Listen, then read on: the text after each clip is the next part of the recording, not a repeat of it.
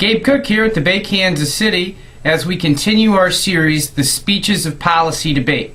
Today we're going to take on the second affirmative constructive, a very important speech in the debate round. If you're the second affirmative constructive, you have just heard a number of attacks out of the first negative, and it is your job to defend and rebuild the affirmative case.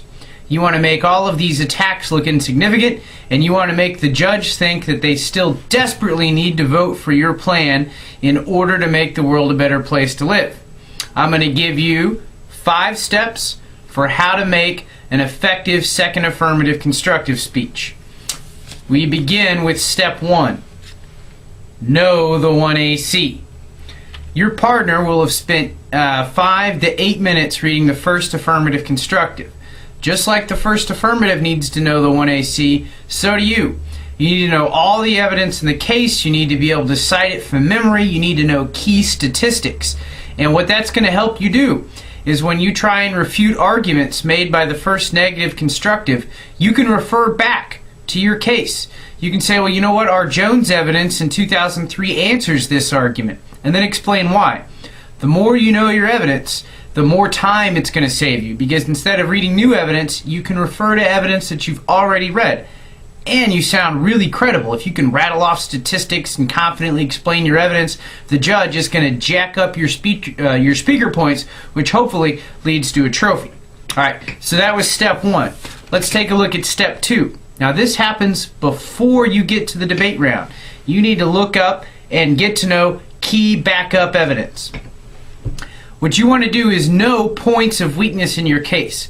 Have evidence available at your fingertips that is ready to explain any type of weakness your case might have. Once you become a more advanced debater, there's a process known as creating front lines that can be quite handy. For example, if you run an affirmative case that spends a whole bunch of money, you know the negative might just bring that up, and they might read an economy disadvantage.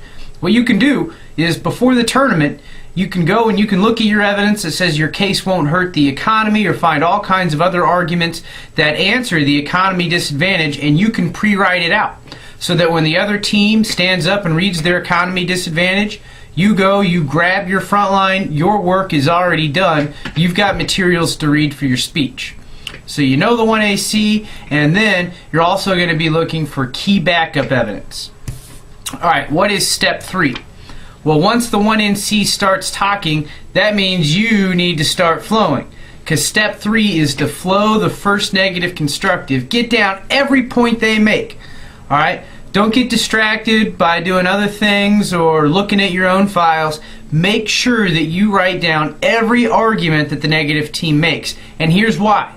Because if you miss one of their points, if they make an argument and you don't get it, they're going to stand on that argument. They're going to say this was dropped. Some people use the cheesy phrase, silence is compliance. So it is absolutely critical that you flow the entire first negative constructive, that you get every argument, because it leads directly into step number 4, which is to respond and rebuild. The negative team is going to throw a lot of shots out there at you. You need to write all of them down, and you have to respond to every argument that the negative team makes. Even if you think it's a terrible argument, even if you think it's a silly argument, even if you just don't see any reason why you should respond to this nonsense, you have to. You have to respond to every argument that the negative team makes. And as you respond to all their attacks, you need to rebuild your case. Consistently remind the judge why voting for your plan and your policy makes the world a better place, and why you deserve to win the debate round because you have the better idea. I cannot emphasize this enough. As the second affirmative constructive, you have to respond to every attack that the negative team makes. You don't want to drop any arguments. And as you do, you want to rebuild the affirmative case so that at the end of the second affirmative constructive, the judge is thinking, my goodness, this is a great idea. These negative attacks, they sound kind of silly after I listen to the affirmative respond to them. So respond and rebuild. And the 5th key step is all about time management. You have to manage your time. Because the negative is going to lay out a ton of attacks. They might run 2 or 3 disadvantages, and they might attack every point of your case. There might be 20 arguments out there that you have to respond to. So here's what you got to do. You have to say which argument is most important, which argument is least important. Now, I told you, you have to respond to every argument, but that doesn't mean you have to respond to every argument with equal time. If an argument is silly, you can go to that argument, you can quickly answer it and say, that's not true for this simple reason, I'm moving on. And the better you are at figuring out the important arguments where you need to spend a lot of time and the arguments where you don't really need to spend a lot of time at all, the better you're going to be at delivering the second affirmative constructive. If a team gets up there and they're really hitting on the solvency of your case and they're saying that it's just not going to work and they have evidence, boy, you better respond to that evidence and read backup evidence. But if they just get up and they ask a bunch of questions and they're making kind of silly arguments like, oh, well, Congress would never pass this plan, you can say, it doesn't matter whether or not Congress would pass this plan, it's whether or not they should. So let's move on to the next point. That's just a short example there of how you might treat a more silly argument.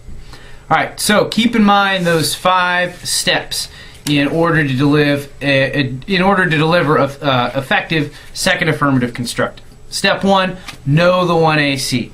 Step 2 is have that key backup evidence ready to go so that you can use it in a moment's notice and possibly even write some front lines. Step 3 is to flow the first negative constructive, because step 4 is to respond and rebuild. And step 5, it's a hard job, second affirmative constructive, but you've got to manage your time effectively. Remember, by the end of your speech, the case still needs to sound like a great idea, and the negative attacks need to seem a little shallow. I hope that helps. This is Gabe Cook.